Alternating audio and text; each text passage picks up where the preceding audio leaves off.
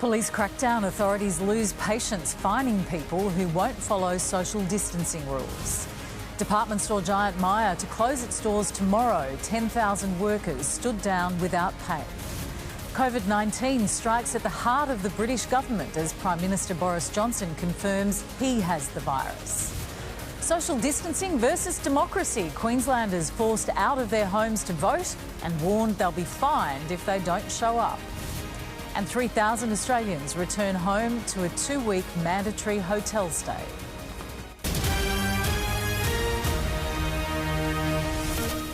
This is 10 News First with Chris Barth. First tonight, police officers are being spat on and abused as Australians defy clear warnings on social distancing. Police were called to beaches to break up crowds, and that's prompted more concerns that some states will have to go into total lockdown. There are more than 3,500 confirmed COVID-19 cases across Australia, and a 14th person has died. Ursula Hager begins our coverage.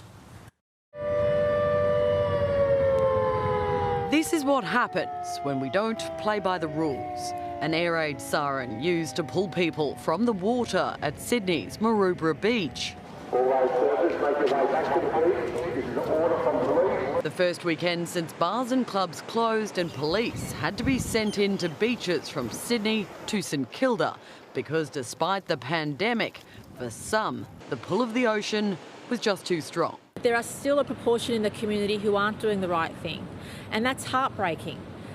We don't want to have to make further decisions based on the irresponsible actions of a minority. In South Australia, they're going harder, promising to hand out on-the-spot fines for gatherings over 10 people. We are only as strong as our weakest link. But some aren't taking it well. I've spoken to police that have been abused. I've spoken to police that have been spat on. I've spoken to police that have been ignored just for doing their job. And their job is not to punish you. Their job is to save your life. That goes for the young too. Nationwide, the most cases of COVID-19 have been found in 20 to 29-year-olds, followed by those aged 60 to 69. But no age group is escaping this. If the fact that you'll get fined if you do the wrong thing, if that's not enough concern to you, turn your TV on. Have a look at Europe. Have a look at New York. Have a look at Washington State. Have a look at what happens if this gets away from us. Yet again today, the numbers have surged. Australia now has over 3,500 cases and another person has died. The eastern states are still by far the worst. And health authorities now admit a staggering 496 of those, or 13% of all cases, came off cruise ships. We have now almost 200 from the Ruby Princess. And others from other cruise ships, including, as you'll recall early on, the Diamond Princess. The National Cabinet is set to meet again tomorrow night to decide what further restrictions may need to be put in place as this pandemic worsens. That could be the point when New South Wales and Victoria decide to go it alone and enforce a total shutdown. New South Wales and Victoria in particular may need to move more quickly than the other states because of the number of cases we have. With people already struggling to stay away and stay home. When you suddenly don't have it anymore, it's like being in prison. It may be a reality sooner than we think. Ursula Hager for 10 News First. In a new blow to the retail sector, department store Myer is set to close its doors from tomorrow night. Thousands of staff nationwide will be sent home, asked to live without pay for at least a month. This may be one of Myer's busiest stores today, but you wouldn't know it. COVID-19 is crippling business, and from tomorrow night, the retail giant will close for at least 4 weeks. When this passes, that stock will be out of season. Bosses said standing down 10,000 staff will be one of the toughest decisions the company has faced in its 120 years of operation. Myer's CEO, along with executive team members, have agreed to continue working without pay, while full and part-timers will be able to take holiday and long service leave. Most retailers are telling me that they are down around 75% or more on their sales. Country Road, Witchery and Cotton On Group will also follow suit, temporarily closing more than 700 stores nationwide. But David Jones will continue trading, except for 2 of its smaller stores. Businesses are now pulling out all the stops to entice customers to shop online. Many retailers are reducing their free shipping threshold and relaxing their returns policies. It seems supermarkets are where shoppers splash their cash. Today we're announcing a requirement for a further 5,000 team members. Figures from Finder app show Aussies have spent 68% more money on groceries this month. Christina Castalis for 10 News First. The spread of coronavirus across Britain has gone all the way to Downing Street, with Boris Johnson testing positive. The Prime Minister's been joined in self-isolation by his 2 health chiefs, a day after Prince Charles revealed he also has the illness. Proving that no one is immune. I've developed mild symptoms of the coronavirus. Boris Johnson has become the first major world leader to be struck down by the illness. A temperature and a persistent cough. Something seemed amiss at number 10 Downing Street. The Prime Minister's chief advisor scrambled to get out as Boris Johnson was left to pull the strings from inside. I am working from home, I'm self-isolating, and that's entirely the right thing to do. Refusing to down tools in his country's hour of need. Be in no doubt that I can continue, thanks to the wizardry of modern technology, to communicate with all my top team to lead the national fight back against coronavirus. Even dialing into Donald Trump. And before he even said hello, he said, "We need ventilators." I said, wow, that's a big statement. And hopefully he's going to be in good shape. He wasn't alone in falling ill. In fact, 2 others charged with leading the UK's response to the coronavirus also went down. First, Health Secretary Matt Hancock. Fortunately for me, the symptoms so far have been very mild. England's chief medical officer is also in lockdown after displaying symptoms. The idea that we can somehow contain it in the UK and then it goes away doesn't strike me as terribly plausible. Prince Charles is still hunkered down after his positive test, but that didn't stop him joining a nationwide applause for health workers. As the UK grapples with its future king and Prime Minister both being diagnosed with coronavirus, the death toll across Europe continues to soar. Italy experienced its deadliest day since the outbreak, another 919 deaths, taking the toll past 9,000. There is really no light at the end of the tunnel until we see a significant dip in the amount of new cases and deaths. Australian Adriano Del Monte remains holed up in Milan, and he believes the experiences there should serve as a warning back home. It was only a few weeks ago that Italy had the exact same numbers as Australia today, and it has happened so quickly. My message is simply treat this situation as if you have the illness. In Spain, the numbers are also climbing rapidly. More than 4,000 deaths and 56,000 cases, and the health system is buckling, leading to situations like these. Victims buried alone under the cloak of a national lockdown, a scene sad enough to break even the hardest heart. Phoebe Bowden for 10 News First, London. Back in Australia, regional airlines at risk of collapsing because of the pandemic have been thrown a lifeline. The federal government will spend another $200 million in a desperate bid to stop fleets from being grounded. But other sectors, including childcare, say they could be forced to shut their doors as early as next week. A critical link between city and country. But with many forced to cut domestic flights, regional airlines are on the verge of collapse. Regional aviation has been smashed by COVID-19. So to help keep the industry afloat... Today I'm announcing $198 million as part of an air network support measure. It brings the total federal government funding support for the broader aviation sector to more than $1 billion. More than 26,000 people work in the regional sector alone. We want them to have a job out the other side. We want as many of them to continue to work during this 6-month hibernation period, where many of the routes that were once flown unfortunately won't be. But other industries fear they're even closer to crashing. There's 200,000 staff in our childcare centres across the nation, and they'll be swelling those dole queues at Centrelink. There are concerns childcare centres could be forced to close as early as next week, as nervous parents keep their children at home. Over the last week, enrolments have plummeted, putting the viability of the whole sector at risk. It's impossible to expect the families to pay the gap fee when they're home. Some of them have lost their jobs and others are working from home under dire straits, trying to look after their children and do their jobs. They're calling for the release of childcare subsidies. We've got centre owners who are beside themselves.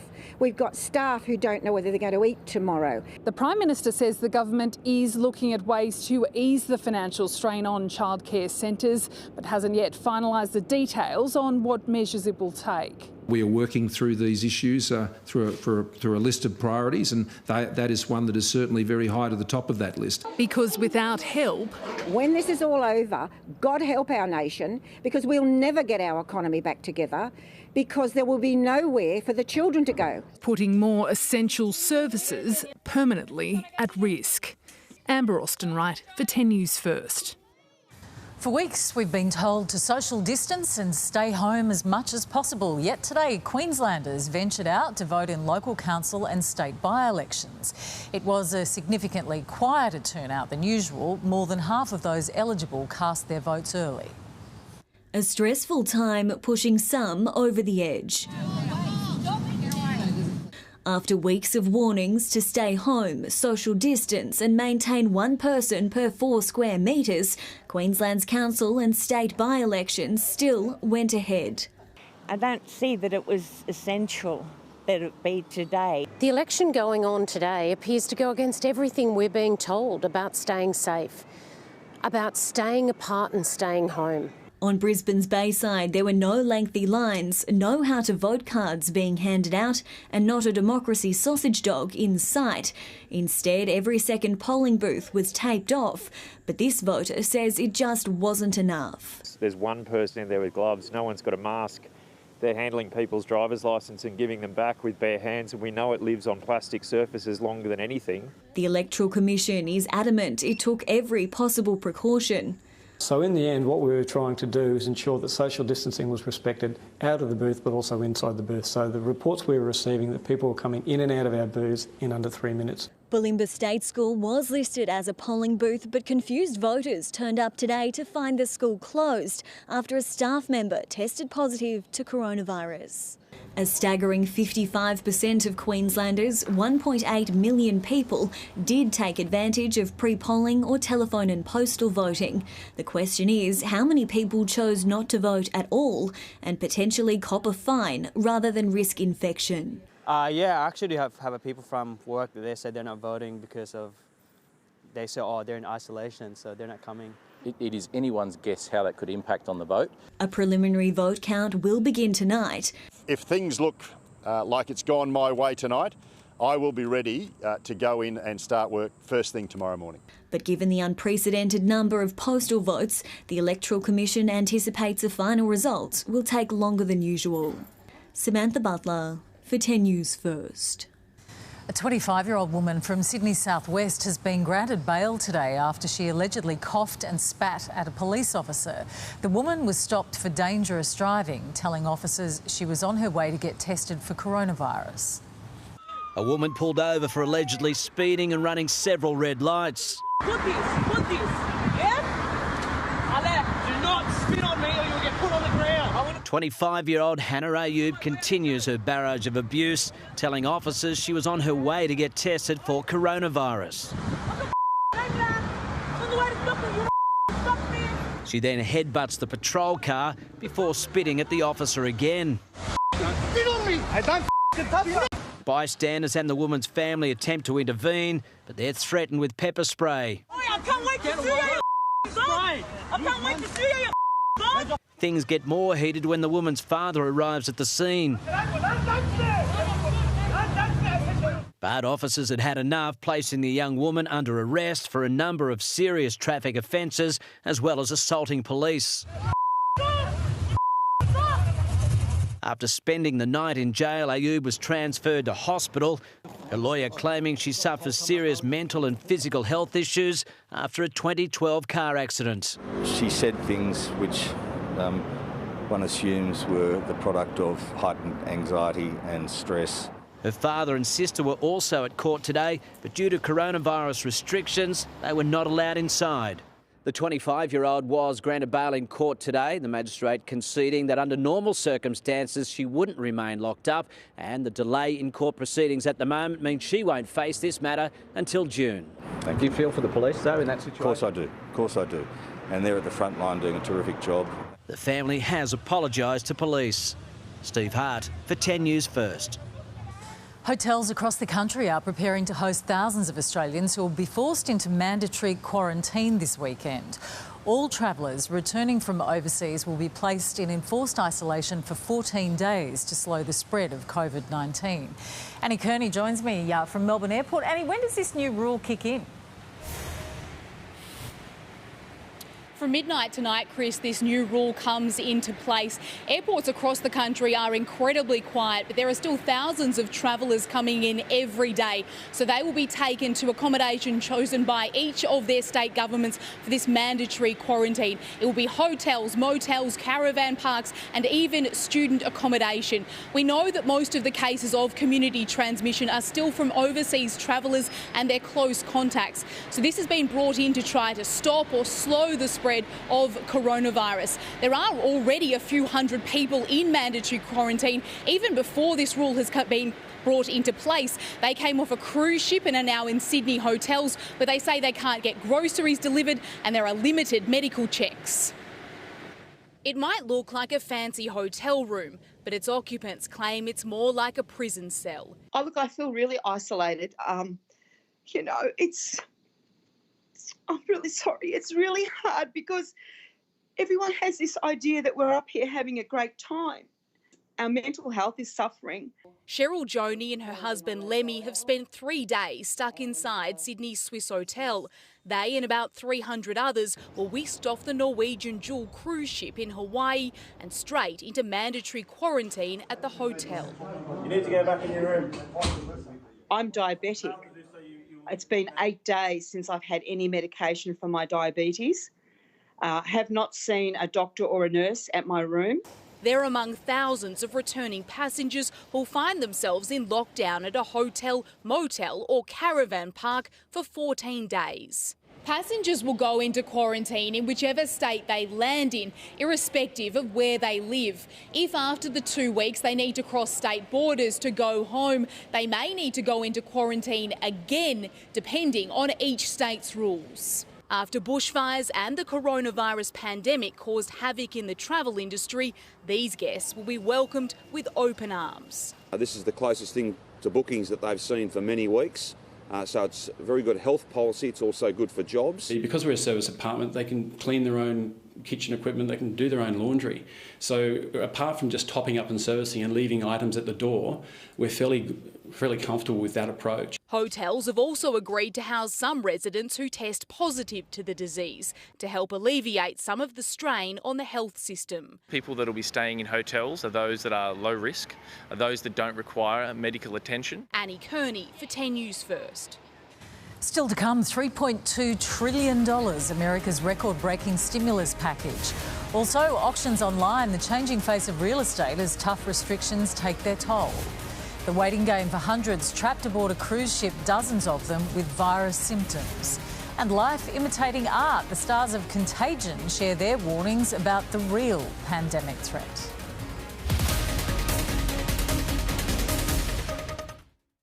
Then it's time to break free. With Me's lowest ever variable home loan rate. And join Australia's most satisfied home loan customers. Hi everyone. There's no doubt about it, we are in really tough times at the moment, but I truly believe we can get through this with kindness, care, compassion and being conscientious when it comes to personal hygiene. We have to wash our hands all throughout the day, regularly. If you think you haven't done it recently, do it again. What the heck? You'll be cleaner. That's a good thing. So wash your hands with soap and water for 20 seconds, warm water if you can, and clean them really thoroughly. And if you're wondering how long 20 seconds is, that's roughly the time it takes to sing Happy Birthday, or you could sing it twice and just have a happy, happy birthday.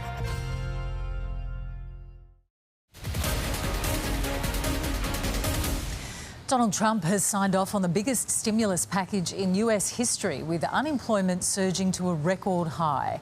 And he didn't stop there, strong-arming one of America's biggest manufacturers to make ventilators, as the US records the most cases in the world. With the showmanship we've grown used to, Good, I wanted that to be a nice signature. Donald Trump inked a $3.2 trillion stimulus package. And the single biggest economic relief package in American history. Following a tumultuous week in Washington, more than 1,200 Americans have tragically died. Gives you chills just to think of it. To help curb that rising number, the president also ordered General Motors to get to work making ventilators. But within the next 100 days, we will either make or get in some form over 100,000 additional units. After accusing the manufacturer of trying to fleece the taxpayer. So we're not looking to be ripped off on price. We don't want prices to be double, triple what they should be. So with extra ventilators and trillions of dollars in funding, you'd think state governors would be grateful, right? I guess complaining would be a nice way of saying it. Wrong. And I say, Mike, don't call the governor of Washington. You're wasting your time with him. Don't call the woman in Michigan. Well, it doesn't make any difference what happens. The crisis is worsening across the country. More than 500 people have died across New York, America's coronavirus epicenter. This enemy doesn't attack the strongest of us. It attacks the weakest. The state governor's ordering a new field hospital to deal with the casualties. This is a rescue mission. The mission is to save lives. They call us heroes, but you know, we have families too, and all the nurses are so scared. We don't want to be scared. But their heroic actions are going to be needed for some time yet. The scary thing really is how quickly this virus is spreading, even with the social distancing measures that were put in place here 2 weeks ago. Back then, America only had around 3,000 cases. That's similar to the amount Australia has at the moment. Yesterday, the United States became the world's most infected country, and today America reached another milestone, the first nation in the world to pass more than 100,000 cases. So it just shows how quickly things can change and really underlines the need to listen to all the government advice. Chris? Thanks, Eamon. Eamon Ashton-Atkinson there. Well, there is the odd upside in all this. Fitness equipment providers are enjoying a boom. This was the lineup outside one Brisbane warehouse today, selling off pallet loads of weights and gym equipment. With fitness centres and indoor exercise events prohibited right now, it's obvious many are ready to spend up big to stay in shape during enforced COVID-19 isolation at home. It's unclear whether floor-to-ceiling mirror providers are also enjoying a surge in sales. Joining us now with the latest on the weather is Amanda Jason. And Amanda, it's looking a bit stormy over parts of eastern Australia. It certainly is. We're actually seeing the thunderstorms ramping up over southeast Queensland and northern parts of New South Wales as well. We're particularly seeing some storms now around the central coast of New South Wales, just north of Sydney. We've seen up to 20 millimetres of rain for parts of the Hunter, and that rain extends all the way into southern Queensland. Now, so far the thunderstorms haven't become severe, but there is the chance of those becoming severe over the course of the evening. I'll just have to ask my producer to click forward for me. Thank you. On the satellite image at the moment, you can see an area of cloud that's stretching over southern Queensland and northern New South Wales. That's all associated with a low pressure trough. We're also seeing onshore winds, which is helping to reinforce the rainfall there. A large area of cloud through the Bight. That's cloud forming in front of a cold front. We are going to see a cool change with that. If we take a look at the temperature graph, we can see that in Adelaide today, we actually made it to a hot top of 32 degrees ahead of that cooler change. 27 in Melbourne, 27 degrees in Hobart. We got to just 21 in Canberra, 24 in Sydney and 28 in Brisbane, but I'll have all the details of what's ahead at 5 to 6. Thank you, Chris. Very politely done. See you then. Thanks, Amanda. Up next, how the property market is forging ahead under new auction restrictions. Also, hundreds in limbo as coronavirus spreads through a cruise ship docked in WA. And from the big screen to real life, the stars of Hollywood hit Contagion offer virus advice. Elegant lines, a unique flow. Everything exactly in its place, precisely crafted and beautifully finished. So when you try it, well, you just know. All new Mazda CX-30. Everything just right. Our home is still girt by sea, but life ain't like on TV. This is real life in the real world. Our stuff is just so normal, make your thongs curl. It gets real low, it gets real high. It ain't always good, baby, but it's alright. Real life. Pepper Money, real life loans for real people. One of these all-stars will be crowned Sole Survivor. The Survivor Grand Finale, 7:30 Monday. Home sellers crushed by COVID-19 restrictions have found a high-tech workaround, web streaming Saturday auctions. Real estate experts believe the approach will keep the industry humming despite uncertainty over the pandemic's impact on prices. Banned from bidding and browsing in person, this is how you can buy a home in 2020. I've always thought money's a little easier to spend from the couch, hence why my Uber Eats bill is so big. Brianna Davis, one of many auctioneers, today fielding offers over the internet for the first time. Well, I was definitely nervous because it was, I suppose, the fear of the unknown. So not being able to actually not only see their body language or their faces or know how many bidders that we actually had. House hunting deemed too risky by the federal government, with its second tranche of coronavirus restrictions all but forbidding it. It's created a battle of buffering and blurring for bidders as online auction sites are sent into overdrive. 1,208,000. It's going to be sold.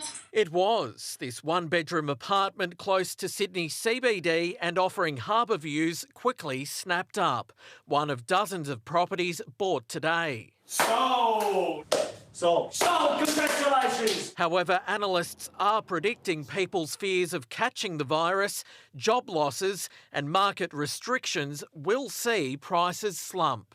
I expect in the first instance lack of participation, but then followed by an impact on values. Our base case was a 5% fall in prices on average around Australia, but I'd have to say that the risk is that it could be closer to our worst case scenario, which is around 20%. Despite the threat of recession hanging over the economy, agents are remaining optimistic. It might just be a little hiccup at the moment, but everything's a bit of a hiccup at the moment. So I'm confident that the property market will still stay strong. Michael Hammond for 10 News First. Desperate health officials in the United States are using celebrities to get crucial messages out to the public to help stop the spread of COVID-19. The School of Public Health at Columbia University is using Matt Damon, Kate Winslet and Lawrence Fishburne to spread the word. And the reason they chose these actors? They all star in the movie Contagion, about a virus that wreaks havoc on the world. If you watch the 2011 movie Contagion today, you can't help be struck by an eerie case of life imitating art. On day one, there were 2 people, and then 4, and then 16. In 3 months, it's 1 billion. That's where we're headed. So scientists in the US have decided to harness the power of the stars of the film to deliver crucial and accurate messages to us. In the movie, I played a guy who was immune to the hypothetical virus that was spreading around the world. And so a few things to start. One, that was a movie. This is real life. I have no reason to believe that I'm immune to COVID-19, and neither do you, no matter how young you are. Kate Winslet plays an epidemic intelligence officer, and she researched thoroughly for the role. The average person touches their face 3 to 5 times every waking minute. In between, we're touching doorknobs, water fountains, and each other. And avoid touching your face. It's not easy, but it's an important one. Because if you touch a surface with your hands and then you touch your face, you can get infected. So we have a virus with no treatment protocol and no vaccine at this time. There's a scene in the movie Contagion about the tradition of handshaking. You extended your hand and showed the person you were meeting that you didn't have a weapon. you weren't carrying one. Well, now the way we're living is like we're all carrying a weapon and we don't even know it. The first celebrities to bring attention to the pandemic were Tom Hanks and Rita Wilson, who tested positive for coronavirus in Queensland on the 12th of March. They have just flown back to the US by private jet, where they will go straight into lockdown in Los Angeles, this time in their own home. The pair was spotted driving home from the airport, where they will join the rest of Hollywood stars now doing some of their best work on social media. You can actually sit on the couch or in a chair like I'm doing and watch TV and save a life at the same time. Angela Bishop for 10 News First. Still to come, we're live to Perth, where an infected cruise ship remains in limbo with hundreds on board. Fallen on quality furniture up to half price. The Nick Scarley Autumn Sale must end this Sunday.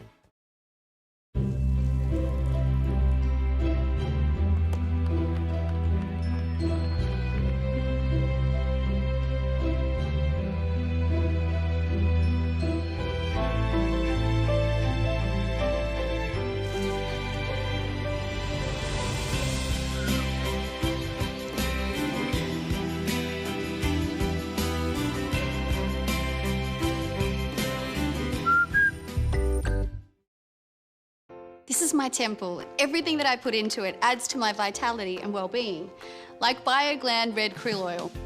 BioGland Red Krill Oil is an easily absorbed form of omega-3 to help support my heart health, brain and eye health, has anti-inflammatory properties, and it contains antioxidants. So I stay happier and healthier. Try BioGland Red Krill Oil and discover the BioGland difference. New season of Ambulance UK. Tonight on 10. There's growing concern for hundreds of people stuck on board 2 cruise ships off the coast of WA. Dozens of them have coronavirus symptoms. Alexandra Risway is live at Fremantle Harbour in Perth. Alex, the WA Premier struck a deal with the Commonwealth to treat the passengers?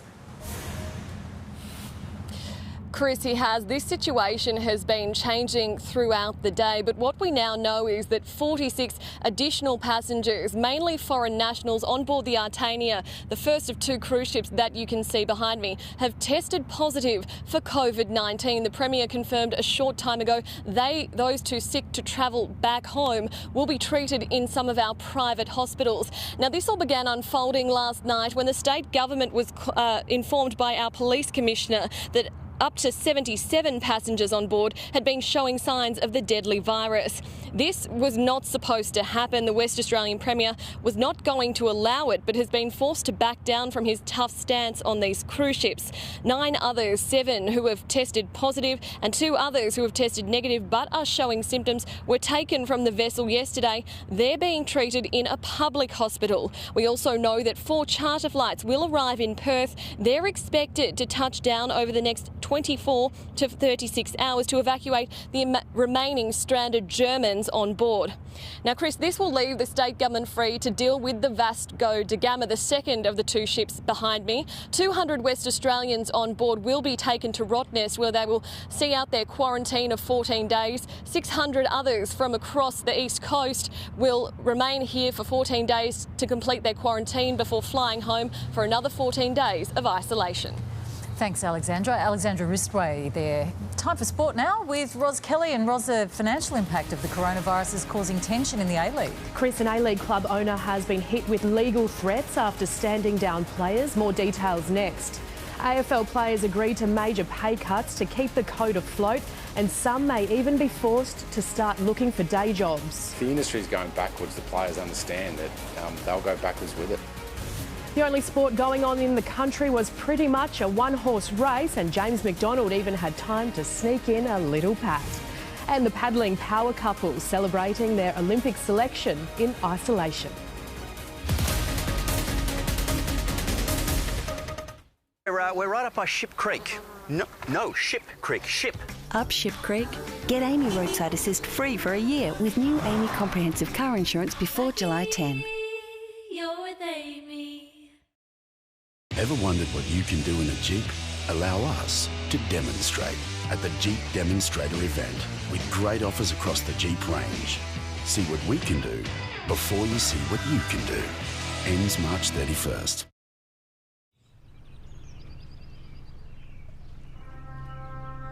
When you see a home loan rate this good, you might start to feel just a little more on top of things. Whether you're thinking about refinancing or buying, we're here to help and ready to talk. Search ANZ Home Loans. One of these All-Stars will be crowned sole survivor. The Survivor Grand Finale, 7:30 Monday. Good evening. AFL players have agreed to major pay cuts to keep the code afloat. There will be 50% reductions for the next 2 months and maybe more down the track, while some have been told to start looking for day jobs. AFL players have kicked in to help the league kick on. They've agreed to 50% pay cuts until May 31 and up to 70% if the footy remains in a COVID-19 holding pattern, all to help the league gain a lifeline bank loan. If the game's taking a hit, players understand they go with that. But plenty believe they could have done more, including AFL legend Lee Matthews, who whacked the players for dragging the chain.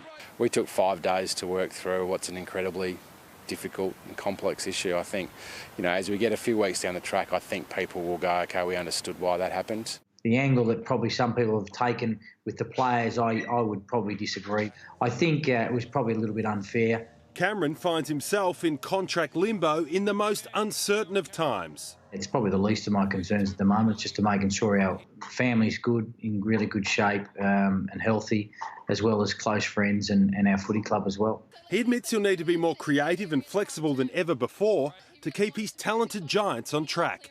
Yeah, it is. I don't think anything's off the table, Nick. I think everyone's going to think outside the square, and how do you communicate with your players, how much education you can do through Skype or do through different outlets. As for coaches staying sharp, John Longmire kept his juices flowing with this. Now let's get out there and have a real crack. Come on, let's go, boys. When a skinny Cameron started his stellar career in the early 90s, AFL footballers had day jobs to supplement their pay. The prospect of that happening again is real. Yeah, I think a number of players have already started down that path, and if the industry is going backwards, the players understand that they'll go backwards with it. Nick Butler for 10 News First. Coach Craig Bellamy, the club's CEO and football department will all take 50% pay cuts to help the Melbourne Storm's bottom line, while Panthers star James Tarmo is also willing to make personal sacrifices to save the game he loves. It's a sacrifice that's willing to be made to save a game. Definitely prepared to take a pay cut.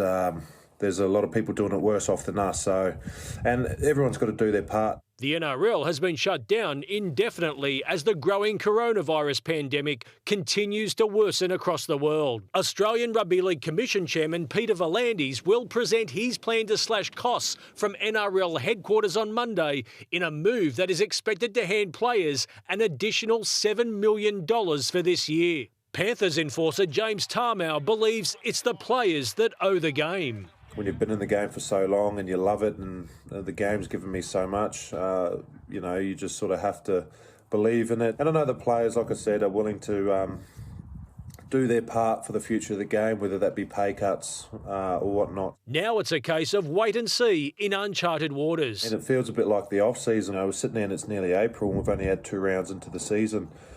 It's obviously difficult, to see what the future holds for the game, and it's just the uncertainty that's a bit uneasy at the moment. Michael Caine for 10 News First. Perth Glory owner Tony Sage has slammed Professional Footballers Australia for threatening legal action against the club. The association has demanded Sage reinstate players recently stood down, or they will initiate legal proceedings. The Glory has a number of interstate and overseas players, and Sage defended his actions in a message sent to 10 News First. Are they living on another planet? Millions of Australians have lost their jobs, people have died. We decided to let our players and staff be with their families until the FFA enforced deadline on 22nd of April. Sage added that he expects most other A-League clubs will follow suit in the coming days. The Chris Waller-trained Very Elegant has stormed home to win the $1.5 million Tancred Stakes at Rosehill Gardens. With James McDonald on board, the 4-year-old mare turned it on in the closing stages. Oh, what a mighty performance by Very Elegant. She won the Vinery last year. A cheeky peep by James McDonald and a well-earned pat down the neck. In the Group 1 for 3-year-olds, the Gay Waterhouse-trained Shout the Bar held on to win the Vinery Stud Stakes from Probabile and Nudge. Whenever the Tokyo Olympics gets underway, a husband and wife from the Gold Coast can at least say they'll be there. Elise and Jordan Wood are celebrating being named in the Australian kayaking team, albeit in unusual circumstances. Heading to the Olympics, whenever that may be. Paddling power couple Elise and Jordan Wood celebrated their selection in isolation. So yesterday we improvised. We drew up stick figures of our family and friends and stuff and posted them on the wall, and we shook hands with BK, the boxing kangaroo mascot. So it was all a bit of fun. Australia's sprint kayakers and canoeists are the first to be chosen for Tokyo since the coronavirus shut down nearly everything. We were quite lucky because we finished our selection regatta the day before the sort of curfew on 500 plus events came in. They don't usually train together but may now have to. It's good to have the same dreams and lots of dedication. Yeah, it's awesome to share it with someone so special. To be able to be at home and go through the roller coaster of emotions with somebody who understands exactly, where I am and what I'm experiencing is really beneficial. Both represented Australia at the Rio Olympics. Jordan part of the K4 1,000 metre final. Elise and her partner also got that far in the K2 500. Since then, there's been a wedding on dry land. In our wedding vows, actually, we said, or in my vows, sorry, I said we'd be the co-captain of the love boat together, which is probably about as romantic as we get. Yeah. Kayaking is in the DNA for Jordan. His father Steve and mother Anna were Olympians. Even after a hard day of training, Elise can't complain about her coach. Well, my coach is Jordan's mum, so that's really interesting. Yeah. A cool couple dedicating themselves to an Olympic dream. Hopefully next year, the Woods strike gold. Bence Hammerley for 10 News First. We wish them all the very best. And in some news just in from the A-League, the Newcastle Jets have confirmed a player in its A-League squad has returned a positive test for COVID-19. This comes 4 days after the A-League season was suspended. Chris? Thanks, Roz. Coming up next, we'll update our top stories and Amanda Jason has the weather details. Under the Australian sun by 4th generation apple growers, Modi apples. Juicy, crunchy and deliciously sweet, packed with natural goodness to help keep you healthy. From our family to yours, Modi apples. Every bite a masterpiece. Woke up this morning, I suddenly realized we're all in this together. We're all in this together. We're all in this together. When you belong to a super fund that's run to benefit you, and only you, you're in good hands.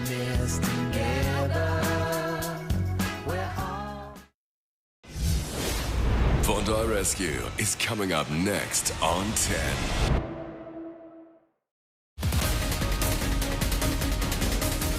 Tonight's top stories, a 91-year-old has become the 14th Australian to die from coronavirus. There are more than 3,500 confirmed cases across the nation, nearly half of them in New South Wales. Today, Victoria and South Australia join New South Wales in introducing on-the-spot fines for people flouting social distancing rules. Once again, police were called to beaches to break up crowds. And Myer will close its stores from tomorrow, standing down 10,000 employees without pay for at least a month.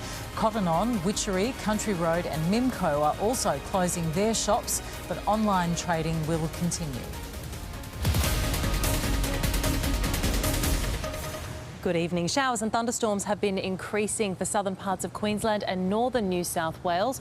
But rain and thunderstorms is also on the way for the southeast. Now, on the satellite image at the moment, you can see an area of cloud that's been moving through the Bight. This is forming up ahead of a cold front, which will be sweeping through the southeast over the course of tomorrow. And this is going to trigger some potentially severe thunderstorms, particularly across Victoria. Meanwhile, we can still see that area of cloud through eastern parts of the country. That's associated with a low pressure trough. Tomorrow we are going to continue to see onshore winds for the Queensland coast and northern New South Wales, driving in some showers. But you'll notice that tomorrow this trough and front will be moving into southeastern parts of the country, and this is going to trigger a cool change and also bring some showers and trigger thunderstorms as well, particularly as that temperature change does come through. That is when we could see the most severe storms. For Queensland tomorrow, with those onshore winds, we will continue to see showers, but mainly just near the coast. Interior parts of the state remaining dry tomorrow, but certainly anywhere near the coast we are seeing the chance of a shower. Possible shower for Mackay with a top of 29 degrees. Bundaberg seeing a top of 29 and a shower or two. Now for Brisbane tomorrow, we're likely to see those showers forming up in the late morning or early afternoon. Generally just 1 to 5 millimetres, a top of 27 degrees, partly cloudy and 29 on Monday. Just a slight chance of a shower on Tuesday, and we could see that rain increasing a little from the middle of the week once again. For New South Wales tomorrow, we are going to be seeing the rain mainly through the north half of the New South Wales coast, but certainly eastern parts of the state do see the chance of a shower or two tomorrow. We'll also see some rain beginning through the southern inland. That will be happening from the late afternoon or possibly even the evening. We won't really see that rain arriving in Canberra until the evening or overnight after getting to a top of 25 degrees. For Sydney tomorrow, a top of 25 degrees. We'll see a shower or two through developing overnight. That will increase for a period overnight and then into the first half of tomorrow. And then we could see some sunny spells tomorrow afternoon. On Monday, showers will continue once again. We'll even see the threat of a thunderstorm or two on Monday with a top of 25 degrees, and then just a slight chance of a shower on Tuesday with a top of 25 once again. Now across Victoria tomorrow, we are going to start the day with quite a warm day, and it will be dry as well. But as a front and trough start making their way into western parts of the state, we'll actually see some cloud building through the west from the morning. From the late morning, we'll see the chance of showers developing, and that will eventually move into central and then eastern parts of the state. Not likely to make it to the Gippsland until we arrive into the late afternoon or early evening. Certainly the threat of severe thunderstorms with damaging winds, large hail and possibly some flash flooding, that will be the case tomorrow. So looking out for that in Melbourne tomorrow. The rain ramping up from the afternoon, a top of 25 degrees, then a much cooler top of just 21 with a shower or two on Monday, and it all returns to normal on Tuesday, partly cloudy and a top of 22. For Tasmania, that rain will become statewide by the afternoon. The heaviest falls will be in the north of the state, but certainly rain for Hobart starting up in the afternoon. 26 degrees, then a much cooler top of 19 on Monday and 21 on Tuesday. South Australia, we're just seeing some showers in the lower southeast, but certainly a cool change moving through, which means Adelaide will see a top of 25 on Sunday and then 21 on Monday. And Chris, reminder, switch off our lights at 8:30 tonight. For Earth Hour, thanks Amanda. That's 10 News First for tonight. I'm Chris Barth. Thanks for your company. See you at the same time tomorrow. Good night.